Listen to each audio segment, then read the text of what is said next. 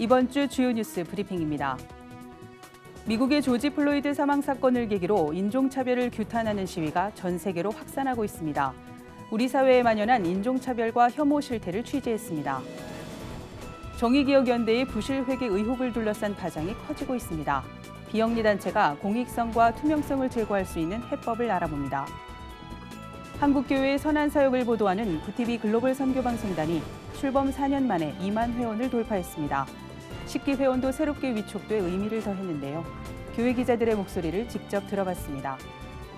미국의 조지 플로이드 사망 사건으로 인종차별을 규탄하는 시위가 전 세계로 확산하고 있습니다.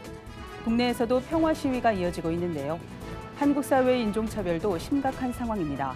최근 국가인권위원회가 발표한 보고서에 따르면 국내 이주민 10명 중 7명은 우리 사회에 인종차별이 존재한다고 답했습니다. 전문가들은 인종차별 문제가 미국의 이번 사건처럼 극단적인 집단 행동으로 확대되지 않으려면 차별을 막을 시스템이 시급하다고 이야기하는데요. 혐오를 근절하고 규제할 수 있도록 우리 사회가 연대해 대응하는 노력이 필요한 때입니다. 정의기억연대의 부실회계 의혹을 둘러싼 파장이 커지고 있습니다. 위안부 할머니를 돕기 위해서 낸 후원금이 운영진의 사익을 추구하는 데 쓰였을지도 모른다는 의혹에 국민들이 느끼는 배신감이 큽니다. 비영리 단체가 재정 투명성을 확보하기 위해선 기부금 사용 내역을 공개해야 한다는 목소리가 높습니다. 실제로 한 설문조사에선 후원자가 기부금 사용 내역을 알 권리가 있다는 응답이 85%에 달했습니다. 손봉호 고신대 석좌 교수는 재정 투명성과 설립 목적의 순수성은 NGO의 생명이라면서 단체가 자발적으로 나서서 외부 감사를 받아야 한다고 조언했는데요. 회계와 법률 부문의 전문 인력을 양성하는 것도 중요한 과제로 지목되고 있습니다. 한국교회의 선한 사역을 보도하는 구티비 글로벌 선교방송단이 2만 회원을 돌파했습니다. 글로벌 선교방송단은 한국교회의 회복과 건강한 부흥을 위해 2016년 4월 출범했습니다.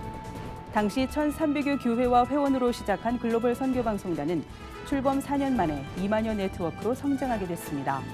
이번에 진행된 글로벌 선교방송단 10기 위촉식엔 제주도에서 올라온 교회 기자도 참석했는데요. 이명숙 교회 기자는 구티비를 통해 교회 기자로 활동하게 돼 감사하고 기쁘다면서 선한 소식으로 교회가 교회되게 하도록 노력하겠다는 포부를 밝혔습니다. 최근 9살 어린이가 계모에 의해 가방에 갇혀 사망하는 안타까운 사건이 있었습니다. 다른 사람도 아닌 부모의 학대로 숨지는 사건이 끊이지 않고 있습니다. 보건복지부에 따르면 국내 아동학대 사례는 연 2만 건이 넘고 10명 중 1명은 재학대를 받는 것으로 확인됐습니다.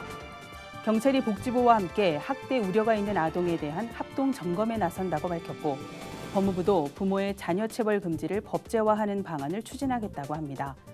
솜방망이 처벌은 더 이상 없어야 할 것입니다. 아동학대 근절, 이번 기회에 보다 확실한 대책이 마련됐으면 하는 바람입니다. 지금까지 위클리 뉴스 브리핑이었습니다.